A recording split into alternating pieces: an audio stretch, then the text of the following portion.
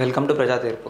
మనం ప్రస్తుతం చూస్తూనే ఉన్నాం రాజకీయ నాయకుల మీద దాడులు కానివ్వండి, ఏదైతే కానివ్వండి. ఇప్పుడు వచ్చేసరికి ఆర్ఆర్ఆర్ మీకు తెలిసిందే కాదు, ఇక్కడ కనిపిస్తున్నాడు కదా రఘురామకృష్ణంరాజు గారు. అంటే ఇక్కడ రఘురామకృష్ణంరాజు గారు ఏమని చెప్తున్నారు అంటే, కస్టడీలో రఘురామను చితకబాదుతూ వీడియో కాల్లో సిఐడి చీఫ్కు చూపటం నిజమే, దర్యాప్తు కొలిక్కి. అంటే దీని గురించి ఏంటి, రఘురామకృష్ణంరాజు గారిని ఎందుకు ఇబ్బంది పెట్టారు, ఏంటి అసలు ఏం జరిగింది, దీంట్లో ఉన్న లోతుకు అంటే ఆయన కొన్ని వ్యాఖ్యలు చేశారు, ఇలా జరిగింది అనేసి. దాని గురించి మీ ముందుకు తీసుకురావడానికి చిన్న ప్రయత్నం. ఇక్కడ చూసుకోవచ్చు మనం, కస్టడీలో రఘురామను చితక్కొట్టడం నిజమే. ఇక్కడ చూసుకోవచ్చు, మాజీ ఎంపీ ప్రస్తుత ఎమ్మెల్యే రఘురామకృష్ణంరాజుకు కస్టడీలో చిత్రహింసలు నిజమేనని తేలింది.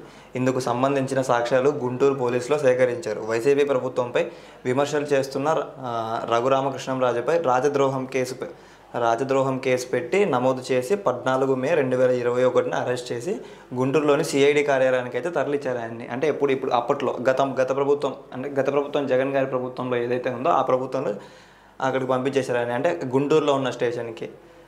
అప్పట్లో తన కస్టడీలో చిత్రహింసలు పెట్టారని ఈ ఏడాది జూలై 11న గుంటూరు నగరపాలెం పోలీస్ స్టేషన్లో ఆయన ఫిర్యాదు చేశారు. ఈ కేసులో మాజీ సీఎం జగన్, అప్పటి సిఐడి చీఫ్ సునీల్ కుమార్ గారు, విభాగాధిపతిగా సీతారామాంజనేయులు, దర్యాప్తు అధికారి విజయపాల్, అప్పటి జీజీహెచ్ సూపరింటెండెంట్ డాక్టర్ నీలం ప్రభావతి నిందితులుగా చేర్చారు. అంటే ఇక్కడ మనం చూసుకోవచ్చు మొత్తం ఎంతమంది నిందితులు. ఒకటి సీఎం జగన్మోహన్ రెడ్డి గారు, సునీల్ కుమార్ గారు, సీతారామాంజనేయులు గారు, దర్యాప్తు అధికారి విజయపాల్ గారు, అప్పటి సూపరింటెండెంట్ డాక్టర్ నీలం ప్రభావతి. 1 2 3 4 ఎంతమంది, 1 2 3 4 5 మందిని అయితే ఇందులో, అంటే ఇది రఘురామరాజు గారిని చేసిన దాడి గురించి ఎంతమంది ఉన్నారంటే మొత్తం 5 మంది. A1గా వైఎస్ జగన్మోహన్ రెడ్డి గారు అయితే ఉన్నారు ఇందులో. ఇక్కడ చూసుకోవచ్చు, నిందితులుగా చేర్చారు. వారిపై హత్యాయత్నం కేసులు నమోదు చేసి విచారణ జరపాలి అని చెప్పి గుంటూరు ఎస్పీ సతీష్ కుమార్ని కోరారు. ఈ కేసు దర్యాప్తులో తాజాగా సంచలన విషయాలు వెలుగులోకి వచ్చాయి. కస్టడీలో రఘురామరాజును చిత్రహింసలు నిర్మించి అప్పట్లో విధులు ఉంటాయి కదా, అప్పట్లో విధులు నిర్వహించిన సిఐఎస్ఐ సిబ్బంది వాంగ్మూలం ఇచ్చారు. ఉన్నతాధికారులు ఆదేశాలతో రఘురామరాజును కొడుతూ వీడియో కాల్లో అప్పటి సిఐడి చీఫ్ సునీల్ కుమార్ను చూపించమని తెలిపారు.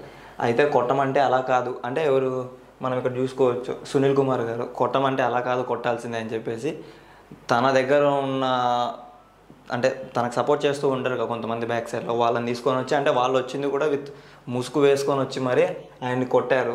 ఇక్కడ చూసుకోవచ్చు. అయితే కొట్టమంటూ అలా కాదని కాల్ కట్ చేసి ఆయన తన సిబ్బందితో కలిసి నేరుగా రఘురామను నిర్బంధించిన గదికి వచ్చి దగ్గరుండి కొట్టించారని తెలిపారు. ఈ కేసులో 1-2 పోలీసులు అప్రూవల్గా మారే అవకాశం ఉన్నట్లు తెలుస్తుంది. అంటే ఆయన్ని కొట్టించిన దాంట్లో 2-3 పోలీసులు అయితే ఉన్నారు.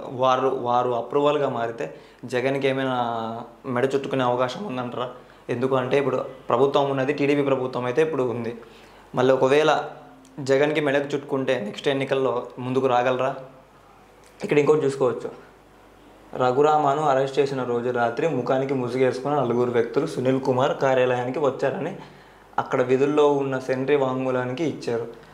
ఆయన ఇచ్చిన సమాచారం ఆధారంగా గుంటూరులో సిఐడి కార్యాలయంలో ఆ రోజు రాత్రి సిఐడి చీఫ్ సునీల్ కుమార్ ఉన్నారా లేదా, అంటే ఇప్పుడు ఏదైతే ఉందో సునీల్ కుమార్ గారు ఇక్కడ చూసుకోవచ్చు మనం, ఇక్కడ ఒకసారి ఏమని చెప్పారు,